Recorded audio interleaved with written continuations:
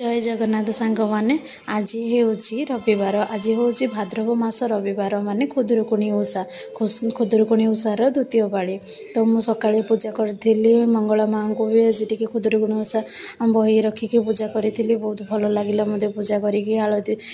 करके झुणा धूप टे घर आड़े सब आड़े बुले तो आज टे साधा सीधा आम खाଇବା भी सब बन भात होता डाली डालमा बन भेंडी भजा आउ पनीर टी बन फ्री टाइम जेहेतु आज संडे तो सी पुअर प्रोटीन पाउडर बन एमती आम खाया सरलापर टे आज गोटे नुआ डिश बनवाई ट्राए करी बिना पियाज रसुन सिमी इपी परिका टे इपी टे आड करी